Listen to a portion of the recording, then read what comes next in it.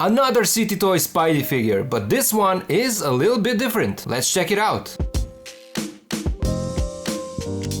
Hello and welcome back to the channel. In this video we're gonna take a look at the MAFEX Scarlet Spider bootleg by none other than City Toys. Huge thank you goes out to those guys for sending this one for a review. As always, if you want to get this figure, link for City Toys AliExpress store is in video description. Now, unlike my City Wolverine reviews, this time I do have the original MAFEX figure, so I will be able to compare it to this KO and we'll see how similar the two are. But first, let's start with the packaging. This time the box is a bit thicker than usual. Here is City Toys Tiger Stripe Wolverine in comparison, and you can see that this one definitely has more depth. But in terms of design, it's your standard City Toys box that imitates MAFEX. We have a window in front showing half of the figure and some of the accessories. A promo shot here, logos, and up here an illustration of Scarlet Spider, number 186, 6-inch, and City logo. On the side we have another promo shot with Spider-Man logo. More promo shots are on the back, and we see all three heads from this set. Other side shows the figure in a vanilla pose. We have logos at the top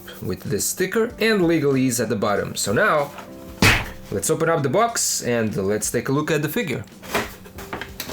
Here is our City Toys Scarlet Spider out of the packaging, and for a moment I was afraid that the hood is not wired, but it is. Judging by my first impressions, the figure looks good. Proportions are fine, nothing is falling off, the joints are nice and tight. The only ones that are not as tight as the rest are the wrists and the right toe joint. You can also see that the left knee is not as flush as the right one, but it's not a big deal. Other than that, the figure looks beautiful. It's a really nice copy. Taking a closer look at the details, starting with the head, everything looks good here. The sculpt is nice, eyes are cleanly painted, no issues there. The hoodie also looks good, especially for a bootleg. If I'm not mistaken, this is the first time that City Toys made a soft goods copy on one of their bootlegs, and I think that they did a pretty good job. As mentioned, the hood is wired, so you can put it down or up, and you can mold it around the head however you feel looks best. White stitches are visible. Maybe they should have used blue stitches just to hide them a bit better, but again, it's not a big deal. These two straps are a bit too long, especially for a 6-inch figure. Spidey logo is nicely printed, no issues there. The belt also looks good. There is some paint bleeding on silver pieces, but nothing terrible. Whenever I point out those kinds of small issues, I have to remind myself that these are $20 bootlegs. Small issues are more than acceptable. These silver wrist pieces are also looking good. They are reflective. Legs also look good. These straps with pouches are well painted. There is some paint missing on the inner side, but it's fine. And feet also look good. Let's now take a look at his accessories. He comes with a standard City Toys stand, a bunch of web effects that we get with the original as well, few different versions for swinging, and then a pair of shorter and a pair of longer shooting web effects. We get two alternate heads, and both of these look really good. I had a little bit of white paint on the forehead on this one, but I was able to clean it up, so it's not as bad as it previously was. But again, both of these heads look really good. We get 9 pairs of interchangeable hands in total. Fisted hands are already on the figure. We get a pair of web shooting hands, a pair of web holding hands, a pair of relaxed hands, a pair of dynamic open hands or wall crawling hands, and then a pair of the same wall crawling hands but with magnets. Of course, you also get a pair of alternate feet that are also magnetic. It is really easy to switch out the pieces on this figure, so I appreciate that. And as always, we have to test these magnets. They hold the figure to the surface of this metallic tray. Even with a little bit of shake, it still works. And now, when I shake it a bit harder, of course it falls off. But in general, the magnets do hold the figure. Here is how the first alternate head looks on the body, and then here is the second alternate head. And here is a closer look at all three heads together. And then the final accessory here is the alternate soft goods hoodie. This is the original City Toys addition to this set. From what you guys said in the comments, Scarlet Spider has different appearances, so both hoodies are accurate, but City Toys are giving us options, and that is great. This one also has a wired hood, and Spidey logo is centered and much larger than on the first one. And also we have that Spidey logo on the back, while the first one doesn't have that, and it's like that on the original figure. Switching out the hoodie, you need to remove the head.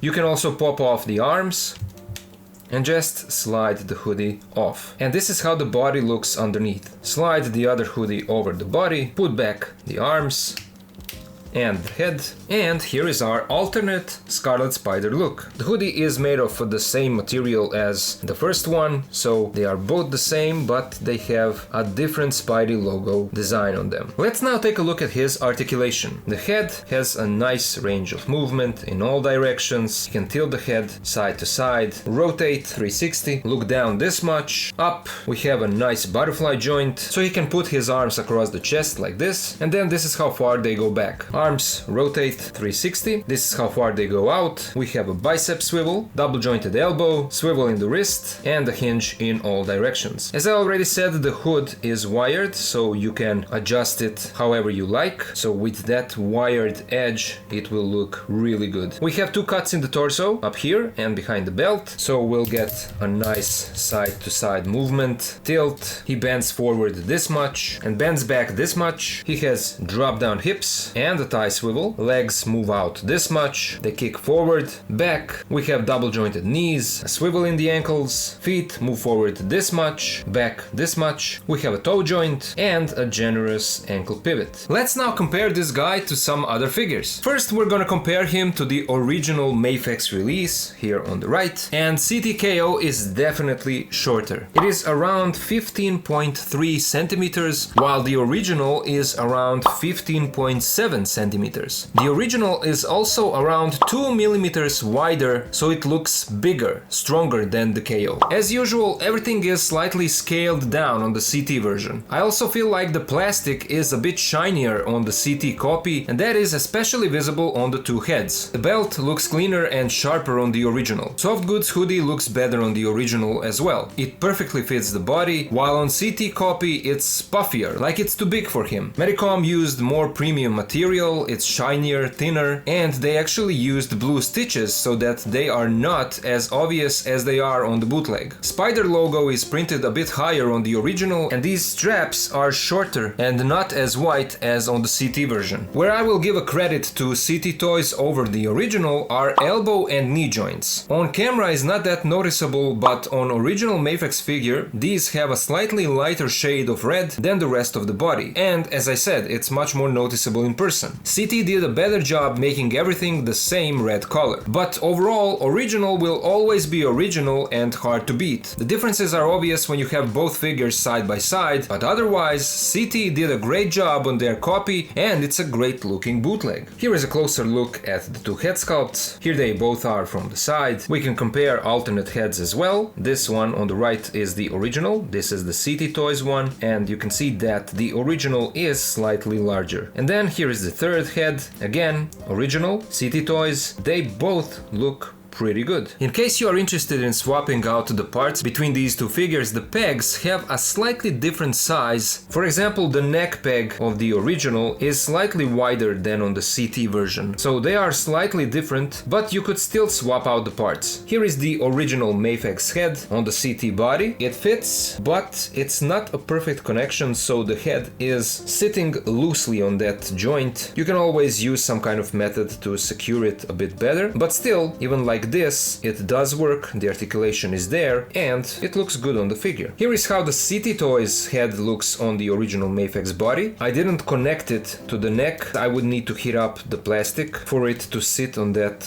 ball joint, but still, this is what you will get, and again, it doesn't look bad. Here is a comparison of two wrist pegs. This is the original MAFEX, this is CT Toys, and you can see that the pegs are definitely different. The original hands will be loose on CT Toys body and they will fall off, while CT hands will fit on the original figure, but you will need to heat up the plastic for it to sit better on that joint. This is passable. I don't think that this hand looks much smaller than the original, even though it is, but this works. So there you go. In case you have the original, you are missing maybe some parts, you lost something, you could get the CT Toys version and use those parts and pieces for your original Scarlet Spider. It can be done, just be careful not to break something. I was thinking of changing out the hoodies on these two figures, but I have to be honest, I don't want to mess up my original figure. I don't want to pull the arms out, I don't want to break anything, so sorry about that.